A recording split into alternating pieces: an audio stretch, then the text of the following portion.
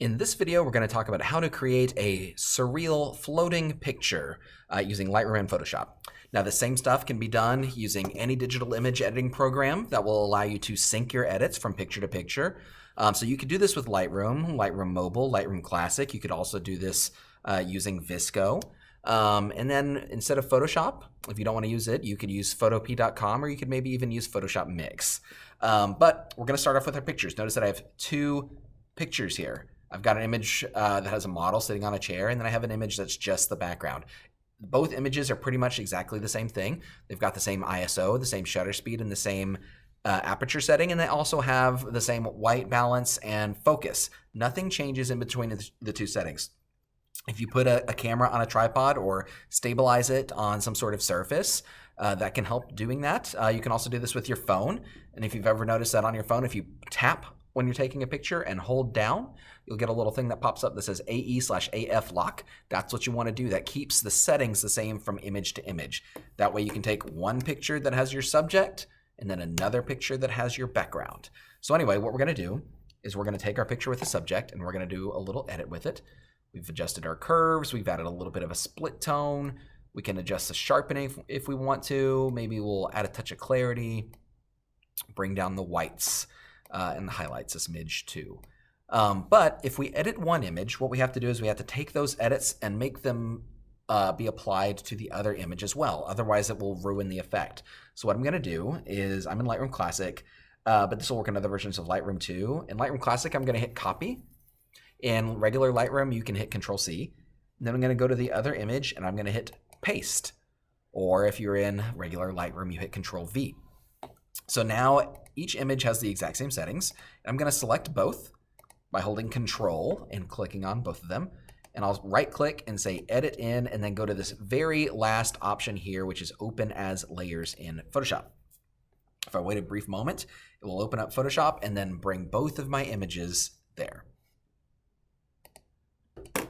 Once you've got both of your images in Photoshop, it's time to make sure that they're lined up correctly. If you did shoot on a tripod or any sort of stable surface, it shouldn't be that much of an issue.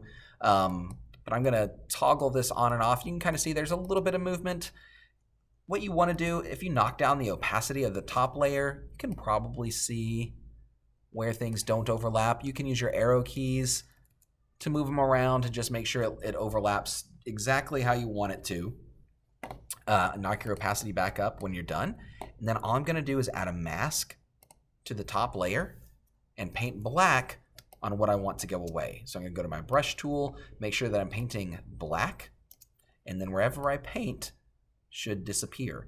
And what's actually happening here is it's seeing through to the layer beneath it. You can use the bracket keys in Photoshop to make your brush size larger or smaller. I'm just painting black on anything that I want to go away. Now, I got rid of the shadow of the chair. If you have a person that's casting a shadow, it's important that you keep the shadow of the person. There's a couple things that when you're shooting this that will really sell the illusion. One is shadows or lighting in general, or reflections too. The other is a low vantage point. So I had the camera on the tripod for this, but I put the tripod as low to the ground as I could possibly get it. That way we can see underneath the subject. So all I'm doing is I'm painting black in my mask on anything that I want to get rid of. Now if I mess up like I just did right there, I can switch and start painting white. And now anywhere that I paint white will bring that part of the image back. But black will make things go away. And you can kind of get a smaller size brush for anything that you need to do.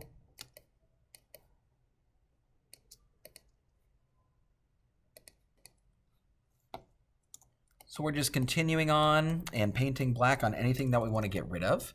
When you get closer to things and need to be a little bit more careful with what you're trying to paint away, you want to make sure you zoom in very close. Control+ can do that. And you want to adjust your brush. You can I'm in Photoshop and I can right click and adjust the size or the hardness of my brush.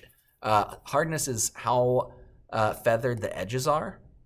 So you can see that I don't have, the edge of my brush isn't very blurry now. If I make it even smaller, we can be very precise with our brushing. Another trick, if I click on one spot, hold shift, and click on another spot. It kind of creates this line between the two.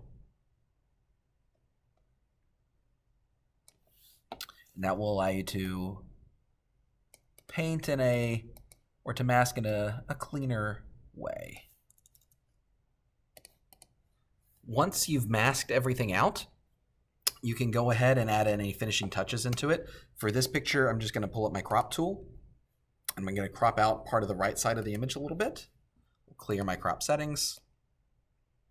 Move this side over here. Make sure we get our feet. Notice that I did leave in reflections, right? I've got the reflection of her ponytail, and I've got other reflections there as well. Reflections and shadows help to sell your image. This one might have been better if I had even more shadows beneath her. Some things that you might have to do would be clone stamping.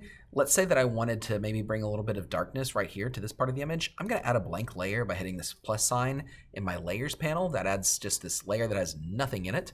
And I'm going to go to what's called my clone stamp tool. It's one that looks like a little rubber stamp.